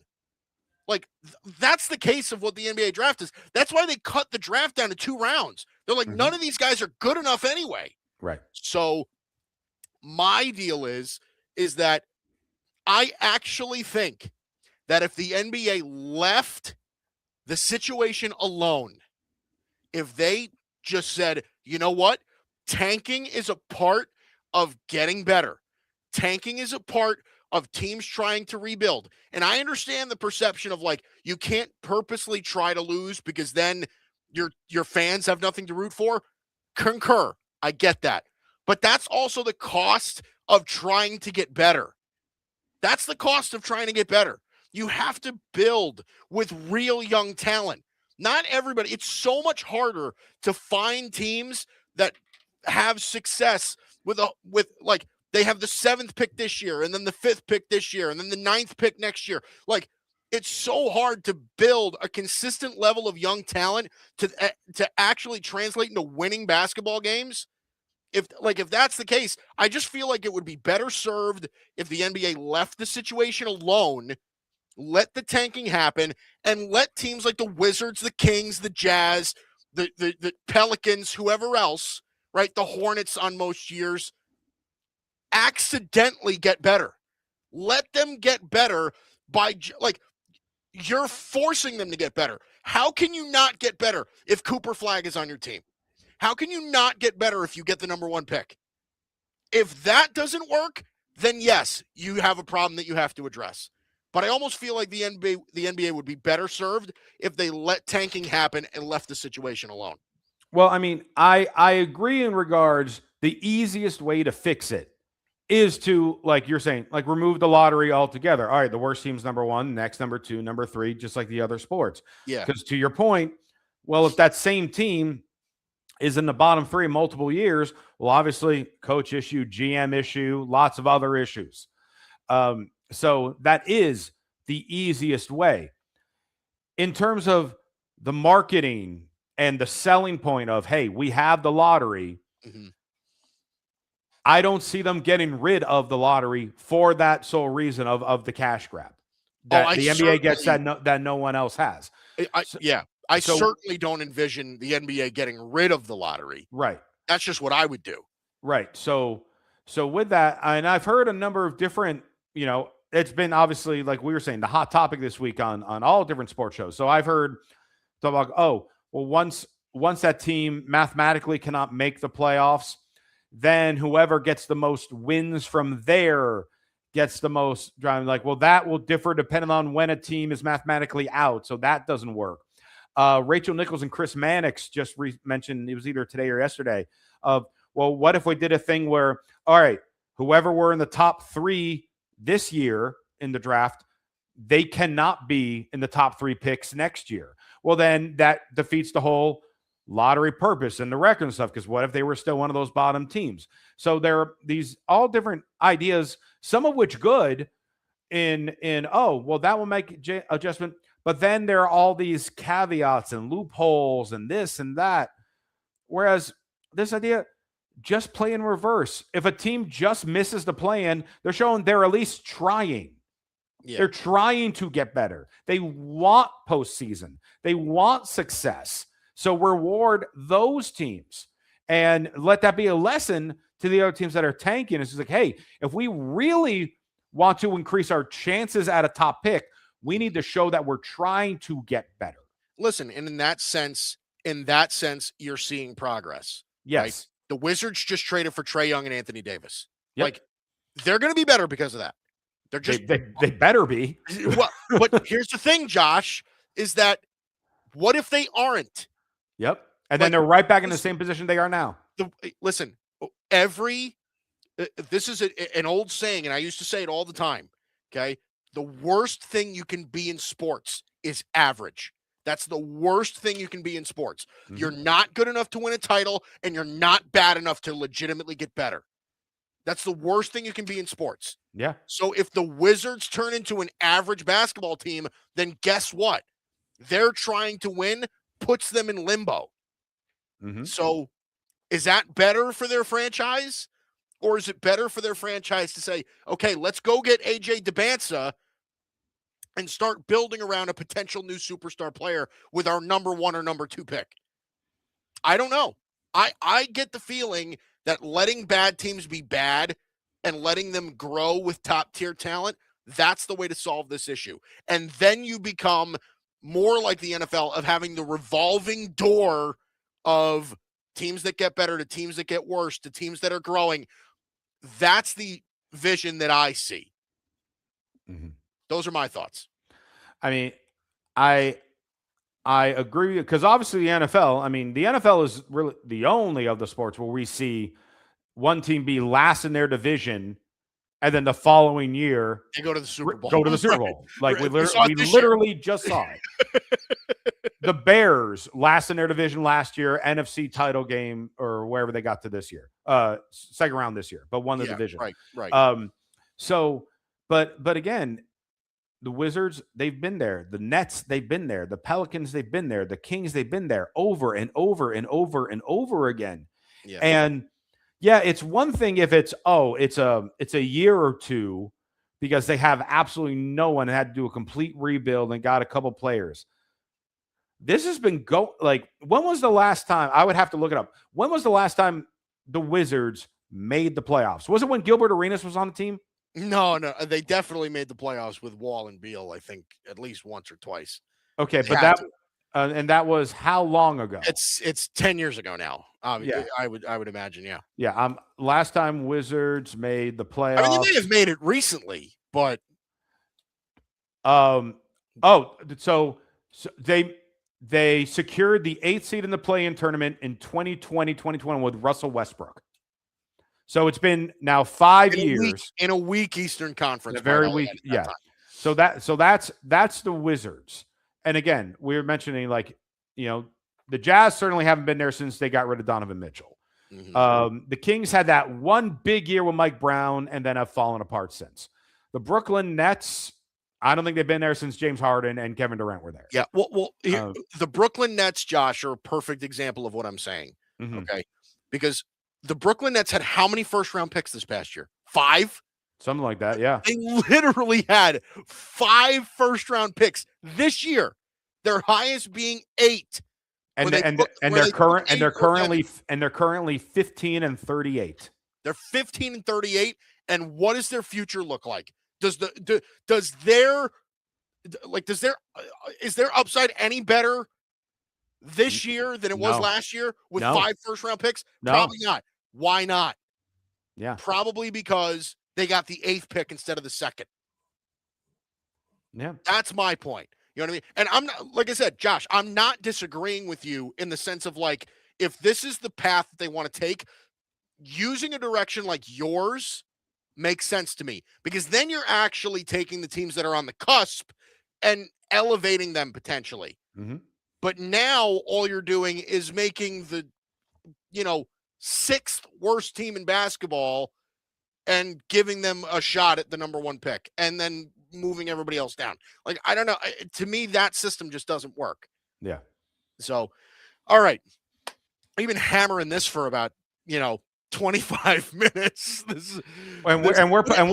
We're putting more energy into this than some of these teams are putting on the court. Listen, you can certainly say that about the Utah Jazz, right? Geez Louise, what are they doing? Well, what they're doing is the fact that their pick would go to the Thunder if it falls outside of the top 8. So they're ensuring that they're going to keep their pick this year. Listen, at that point, you have to, right? You can't, God forbid they fall to 9th and they, the Thunder get their pick along with the Clippers pick that they have no matter what. I know. And then their own pick. The Thunder have too many picks. They've gotten too good, and they're literally, they have to find a way to shed. And you know how they did it? They did it through the draft. Yeah. And they would continue to work their way up. And then wherever they drafted, they got those players. Plus, then they made good trades, so they ended up getting good picks from those teams as well. And they listen. Truth be told, too, they made a genius move with Paul George and SGA. That's just the nature of the beast. SGA and Shai Gilgeous-Alexander was not supposed to be what he is now. Oh, of course not. Not even close. No. Okay, but he has exploded. Yep. So give the Thunder credit for that. Oh, yeah. But all right, we got plenty more to cover in the last, little less than a half hour left to go in the show. We'll be back right after this. Cowboys Nation, what up? It's your boy EJ Savage over here at Boys in the Zone, where it's everything Cowboys related, from the latest news, off-season talk like training camp and draft analysis, and of course, during season game breakdowns and commentary. Would love to see you in the chat kicking it with myself and other members of Cowboys Nation, whether it be a guest that I myself bring in, or Cowboys fan forum videos where I bring you guys on, or even other chat members. We're always live on Twitter and YouTube talking the boys, so really the only thing left to say is, how about them Cowboys? See you there. Peace.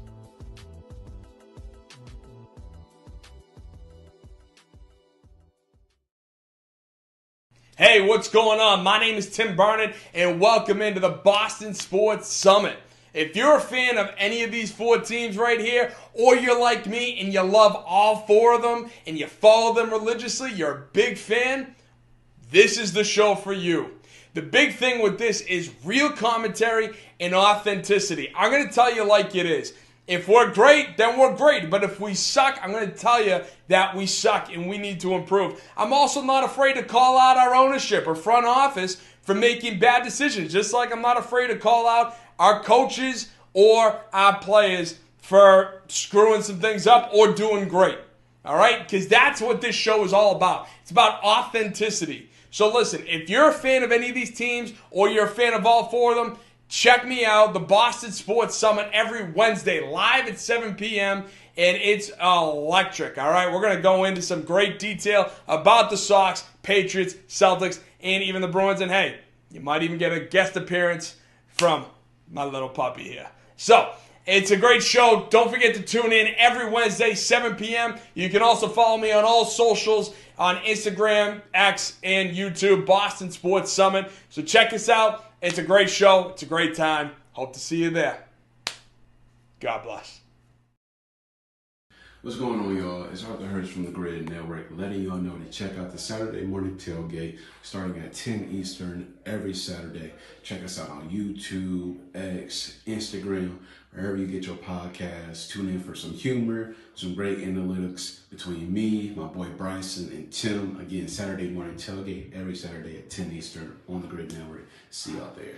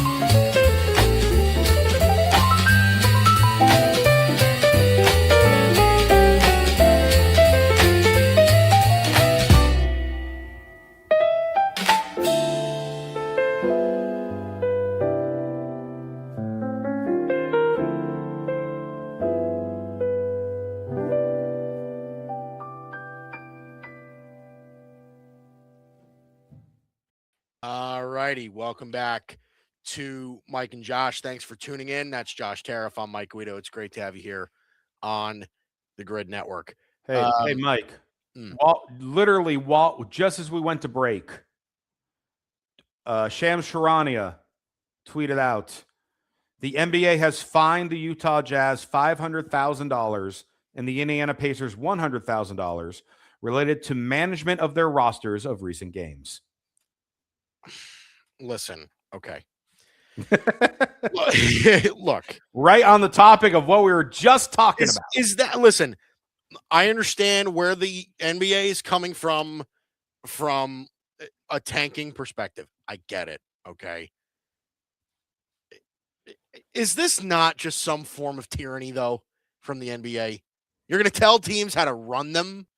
Like, I don't know. I back away from those sort of things. And then also, over the break, I was double checking as far as teams, how long they've been missing the playoffs. The current longest streak is the Charlotte Hornets, who have gone 9 seasons, where right now the way they're playing, we've been talking about the last couple weeks, it's looking like that streak could be ending. The Sacramento Kings got to the 3 seed in 2022 and were in the play-in in 2023, but that was their first time making the playoffs at all since 2006. So it's been one official playoff appearance in 20 years for the Kings. Yeah, I mean, I don't know. The Kings haven't been good since Vlade Divac and Peja Stojakovic and geez Louise. Chris Webber, Mike Bibby days. Chris Webber, Mike Bibby. Yeah, right. Exactly. Oh my God. They are terrible. Terrible. Oh my gosh. I will say though, apparently the city of Sacramento, they're very passionate about Kings basketball. They love the Kings, and I love the beam. That is a fan base. Cool franchise. It really is. I mean, that could be such a cool place to play basketball. There are fan bases that I truly love that have just gotten a bad rap. I love Sacramento's fan base. I love the Utah Jazz fan base. Their fans are the Trailblazers fan base. These are the Orlando Magic fan base. Both of them love the Orlando Magic so much. Right, both of them. The only reason we recently won a game was because the Jazz were tanking and benched all their damn players. Mm-hmm. I mean, don't get me started on what's going on with my Magic, because you thought I was hot during the tanking topic. I wouldn't have enough time to go over my frustrations is the calmest word I can use. Listen, you still have one of the best mascots in sports. Oh, Stuff the Magic Dragon. I mean, Stuff the Magic Dragon. You can never be mad at Stuff the Magic Dragon. I mean, look at him. Look at this guy. Look at this guy. I still think, by the way, speaking of the Magic and Stuff the Magic Dragon, and I know this is such an irrelevant thing, but I still think never say Stuff the Magic Dragon and irrelevant in the same sentence, sir. The best, forget about dunk contest, the best NBA performance that I may have ever seen was the gorilla. When Aaron Gordon lost the dunk contest to Zach LaVine. I thought you were talking about mascots. But no. Yes. That because the Phoenix Suns gorilla was quite the dunker as well. Yeah. Aaron Gordon losing to Zach LaVine. When he jumped over Stuff the Magic Dragon, put the ball under his legs, like sitting in the chair, and then reverse dunked it with one hand, that is, I will die on this hill. That is the greatest dunk in dunk contest history. That was so insane. Well, I mean, not just Stuff the Magic Dragon. How about him dunking over Taco Fall? I know. Aaron Gordon might be the best dunk contest contestant of all time. And never won. And he hasn't won a single one. That is, that's one of the biggest crimes in sports. And I get what Zach LaVine was doing that year was really incredible, right? He was doing windmills from the free throw line. And that's really crazy stuff.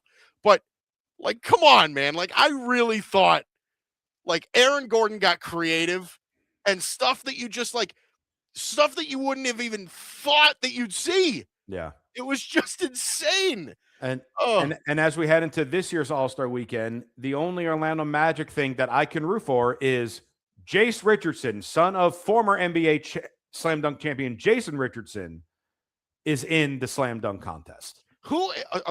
So who is in the slam dunk contest? I know Jace Richardson.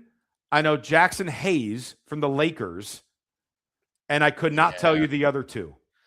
The NBA announces. So, it is Carter Bryant of the San Antonio Spurs.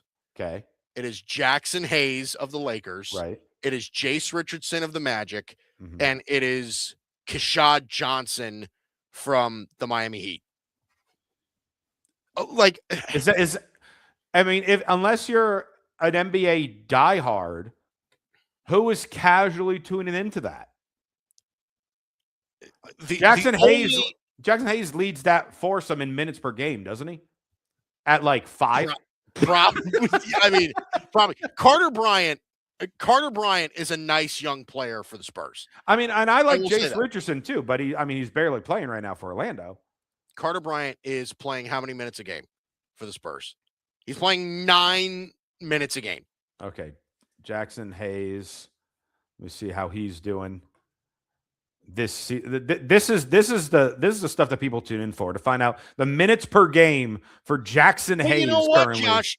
It's that's a real thing, though. I mean, Jackson. Oh, he's crushing it. He's doing 17 minutes a game. Yeah, Jackson Hayes is legitimately the backup center of the Lakers. Yeah.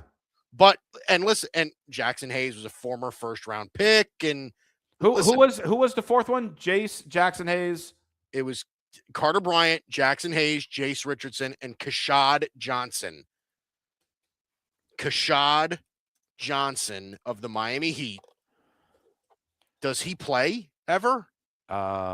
He plays. How do you spell Kashad? 7.5 minutes a game for Kashad Johnson. Okay. But but do you see how this is why the dunk contest has become so meaningless? Yeah. You just have nobody meanwhile, the 3-point shootout is a who's who. Well, you got so many top stars in that. Right. That one. I said this a number of years ago, but the 3-point contest has become the more premier event. Oh, absolutely. Of All-Star Weekend. Yes. And it's such a shame that that's the case, because the dunk contest used to be so electric.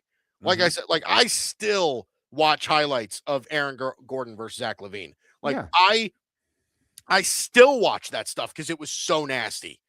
But so who's in the 3-point contest this year? For one, Damian Lillard, who is not playing all season, is in the 3-point shootout. Yeah. So and he's in. Is Steph Steph is maybe missing All-Star Weekend now, so he might not be in it. The 8-player field. So you're right. So the 8-player field is Devin Booker, All-Star, Con Knippel, Rookie of the Year, Damian Lillard, who's All-Star, defending champion, or former champion, NBA superstar, right? Yeah. Tyrese Maxey, star, All-Star. Donovan Mitchell's a top 8 All-Star player in the league. Jamal Murray, Bobby All-Star. Portis, which is I don't know, whatever. But I like Bobby Portis. Kind of like when you all these names like Bobby Portis. Well, yeah, right, but at least Bobby Portis is a legitimate rotational player, at least. Yes, he is. And Norman Powell, who has emerged as a legit star. Yeah, like that's a legit field of guys you got 6 seen and heard of. 6 All-Stars, the potential Rookie of the Year, and NBA champion, notorious rotational player for the Bucks. Yeah. Meanwhile, one person in the dunk contest is averaging more than 9 minutes per game. You know what's so crazy is that I genuinely thought that we were going to get Mac McClung again. I really did. Yeah. And it's why not? Why not? Listen, he can dunk, but I'm so tired of seeing him in the dunk contest. I'm just so sick of it. I'm sick of it, man. Oh my God. I'm so done. I mean, if there was ever a year that LeBron should have been in the dunk contest, it's this year. I don't know that LeBron can anymore, man. You've seen his dunks in game. Yeah. Let 41-year-old LeBron do stuff. I mean, it ain't going to look like an Aaron Gordon and Zach LaVine matchup, but it's going to be, wow, watch a 40-year-old win the dunk contest. It's so disappointing that LeBron never did one. Yeah. LeBron is one of the best in-game dunkers of all time. Yes. And he never did a dunk contest. And it's a shame that early in his career, Zion never did one either. Yeah. I mean, Zion. Did Ja ever do it? I don't think Ja did one either. I don't know. Ooh, Did Ja Morant ever do the dunk contest? I don't think he did. Ja Morant has never competed in the NBA Slam Dunk Contest. That's crazy too, because Ja Morant, you want to talk about crazy dunkers, Ja Morant is certainly up there. I mean, but like I've never seen anybody dunk like Zion Williamson. Like that dude is so big and dunks so viciously. Yep. It is so crazy what some of these guys can do. And they just completely blow this thing off. It's a shame. And I never perceived Jace Richardson to be that crazy of an athlete. You know, like I never perceived, you know, like Jackson Hayes is a good athlete, but he's also 7 feet tall. Like, I mean, at this point, I think an entertaining dunk would be if you had Wembanyama in it, just for him to dunk without leaving the ground. That would be, you know, that would be fun. He would just walk up and dunk it in, and his feet remain flat on the ground. That should get all 10s. Listen, get a dunk contest where the minimum height is like 7'3". Like you get Wembanyama, you get Boban, Zach Edey. Let's do two of them. Let's do two of them. One where the minimum height is 7'3", and then the other where the max height is 6'3".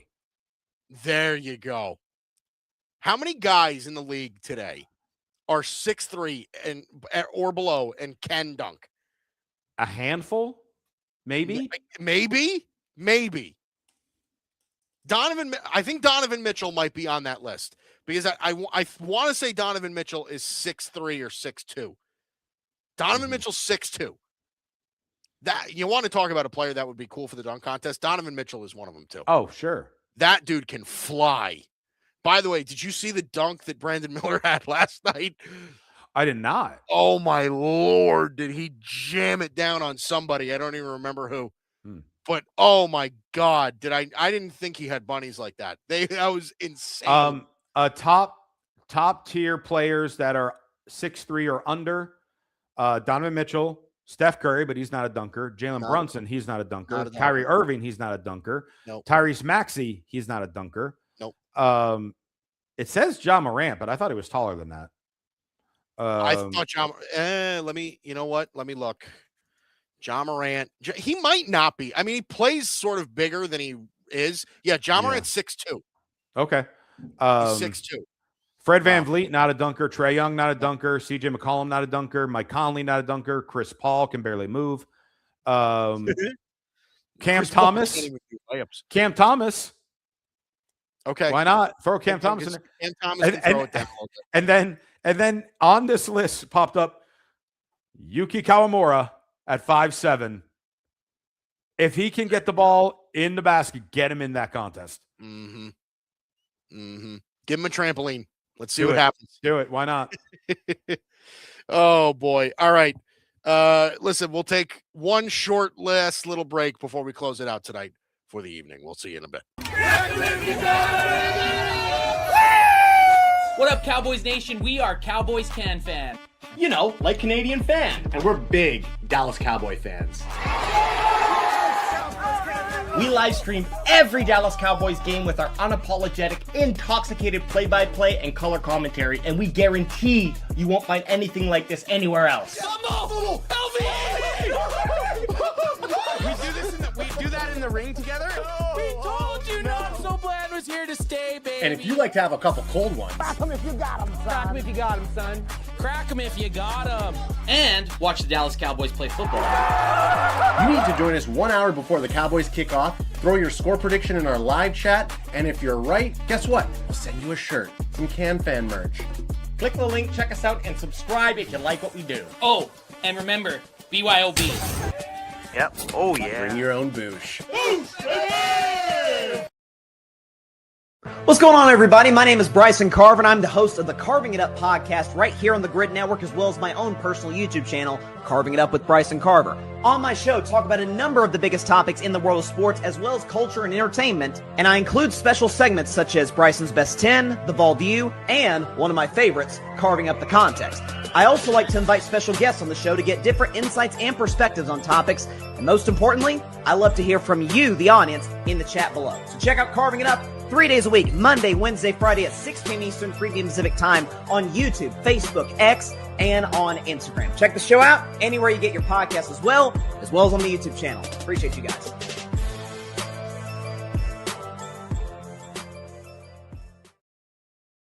Alex Rodriguez is coming out with a documentary, and it goes into detail. Like, he's never talked about the steroid part of it and all the pressure. You will do a lot more desperate things to try to stay relevant. And you can see that he was straining to be this person that he wasn't. Instead of just being the person that he always should have been. Just, I'm Alex Rodriguez because of imposter syndrome. He had to be somebody that he wasn't. Goes to the Yankees, gets another big fucking contract. I empathize with that because when you're this great player and people are looking at you and they're looking through you, it makes you realize that maybe Alex doesn't matter. I have to be A-Rod. Yo, this is Barry Grant Jr. I want to give a big shout out to Mike and Josh and be on the lookout for more clips from All Even Podcast. This is Patrick L. Brown, lead journalist here at the Grid Network, reminding you to make sure that you check out all of the latest articles over on the Grid's webpage under the blog section. There you will find the hottest takes in sports mixed in with some mental health articles as well. Dare to be different?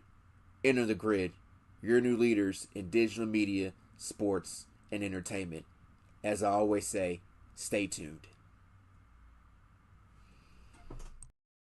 Well, boy, Josh, I think we had a fun show today. Yes, a lot of laughs towards the end there, by the way. I feel sorry for the people that missed it. I really, well, we had fun. that's okay because they could always rewatch it. They could have the notification bell so they know when episodes drop, as they drop every Thursday. Yeah, so there are ways to hang out with us. I always talk to us. I always make fun of the people that just have full blown YouTuber voice whenever they try to promote their videos. Mm-hmm. Yo, what is up? It's your boy Mike. Before we get into it, let's hit that subscribe button, get the post notifications, hit the link in my bio, the whole bit. So all the words you're saying are correct. But now you got to quadruple the speed, and then you nail it. I have to go What's up, guys? This is Josh. What's up, guys? This is Josh. Thanks so much for tuning in. Make sure don't forget to like and subscribe and share this video, and always leave the comments. I'm always here to comment back, and you can follow me on all forms of social media: Twitter, TikTok, Instagram. You know it. Good to see you. We'll talk to you later. Wow, that was good. I mean, it is. They have been training by watching the sports commercials where it says, any recordings of this game without the express written consent of the National Football League is strictly prohibited. That was good too. Wow. I do voiceover work, dude. This is my thing. That's wow. Have you ever? Okay. Have you not realized that you're doing the show with an incredibly talented and humble person? You are talented. I'll give you that. You are talented. And nobody knows that more than you, right, Josh? Oh yes, I'm my own biggest fan. Listen, you are the best you've ever had. No disagreement. No argument there. Huh. Oh boy, it's it's so fun doing this show every single week. It feels like it gets better and better. It really is so much fun doing it. But what was I going to say too? Oh, I lost my train of thought because I was laughing too hard. Well, let me ask you this. As you're trying to think of your thought, I want to know from you, because you, Mr. Guido, happily married man, have a lovely wife. Valentine's Day is right around the corner. I do. What are you doing for your lovely wife for Valentine's Day? Saturday, we have plans. We're going to go out to a nice dinner. Okay. She works most of the day on Saturday, so I'll be, preparing. Maybe I'll clean the house. Something like that. See, no, I support and applaud this. You keep it simple, but elegant with the nice dinner and doing something nice, cleaning the house, making it look good. I applaud that. For men out there, and I'm certainly not going to talk as if I'm a marriage expert. I've only been married for a few years, but if there's one thing that I think many married men can agree upon, is if you ever want to get more, like, if you ever want to be noticed by your wife more, make sure when she comes home the house is clean. If there's no dishes in the sink, boy, oh boy, does your life change. I'm just saying, it is quite the effect on a positive marriage. But here's what I was going to ask, Josh. Totally off topic now, but reverting back to what we were saying before. Have you ever done any auctioneer work? I have not. I have a friend who does. Really? Yes. Wow. I have not been, but believe it or not, there is a whole different line of training for that. Like, that is an extremely difficult profession. Okay, we get 25. Yeah, we get 50. My point exactly. It is a very difficult profession. You just got to keep going. Yeah. Oh my God. Sometimes my dad and I used to watch some of the, I forget what, maybe it was Velocity that had it. They were one of the car channels, right? Where they would have the car auctions. Yes. And everything. And we would watch some of those together just to see what kind of cars would be on the auction lot. Mm-hmm. And it would just be like you just hear in the background, like you couldn't understand a word they were saying. They were talking so fast. Mm-hmm. So crazy. But all right, we've reached the end of our program tonight. Thank you for tuning in every Thursday, 7:00 Eastern, here exclusively on the Grid Network. And together we sing. You're listening to Mike Guido and Josh Tariff. Buckle up! We are here every Thursday, 7:00 Eastern for 2 hours. We are your best friends on a Thursday evening. That's Josh Tariff. I'm Mike Guido. It is great to have you here, and we will see you next week. And don't forget, between now and Saturday, clean your house to impress your spouse. Yeah, there you go. There you go. Clean your house to impress your spouse. I'm trademarking that right now. We will see you next week, everybody.